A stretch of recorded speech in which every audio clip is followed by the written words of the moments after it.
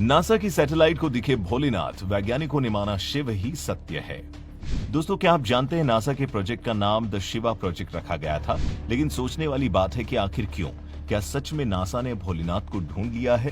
भोलेनाथ के अस्तित्व और विज्ञान के बीच हमेशा बहस छिड़ी रहती है। इसी के चलते नासा ने कई प्रोजेक्ट्स में काम किया जो कि हिंदू धर्म और शिव जी से जुड़े हैं। कहा जाता है कि इस दुनिया में दो तरह के लोग हैं, कुछ भोलेनाथ को एलियन कहते हैं तो कुछ दुनिया को चलाने वाला देव। वहीं जब जब नासा कोई भी मिशन करता है उससे पहले शिव जी की पूजा जरूर करता है।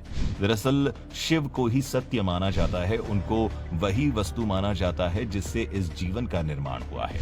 बता दें, नासा के लोग भगवान शिव को ही अपना पहला वैज्ञानिक मानते हैं। नासा ने एक स्टडी में बताया कि पहला डीएनए एक शिवलिंग से ही आया था। जी हाँ दोस्तों, आपने एकदम सही सुना। ये शिवलिंग उल्कापिंड के साथ धरती पर आया था। ये उल्कापिंड अगस्त 2011 में अलास्का में गिरा था।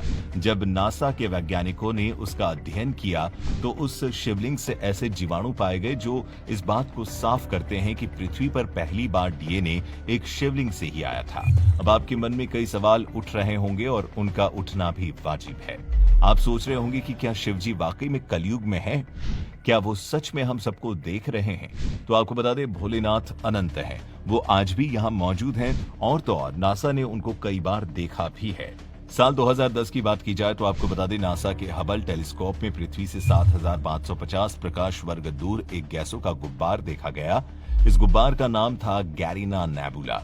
ये नवजात तारों के पन्ने से निकलने वाली गैसों से बना था। लेकिन चौंकाने वाली बात तो ये थी कि इसमें लोगों को जटाधारी भोलेनाथ की तस्वीर को दिखाई देने लगी थी और ये फोटो आज भी सोशल मीडिया पर देखने को मिली है।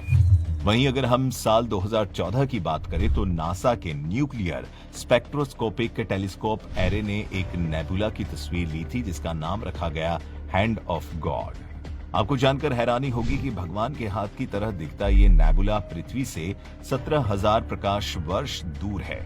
साइंस की भाषा में इसे पल्सर विंड नेबुला कहते हैं, लेकिन लोगों ने इसे भोलेनाथ का ही हाथ माना था। ठीक इसी तरह 2017 में भी नासा के हबल टेलीस्कोप को अंतरिक्ष में अलग अलग आकार के बादलों को समूह दिखाई दिया। ये त्रिशूल की तरह दिख रहा था। उस समय भी नासा की इस तस्वीर को भगवान शिव का त्रिशूल कहकर सोशल मीडिया पर वायरल किया गया था। वहीं दुनिया की सबसे बड़ी प्रयोगशाला सर्न के बाहर नटराज की मूर्ति लगी है जो जीवन के स्रोत को दर्शाती है। सर्न के वैज्ञानिकों का मानना है कि वो जो प्रयोग कर रहे हैं वो भगवान शिव के संहार करने के सिद्धांत पर आधारित है, यानी पहले संहार करो फिर निर्माण करो।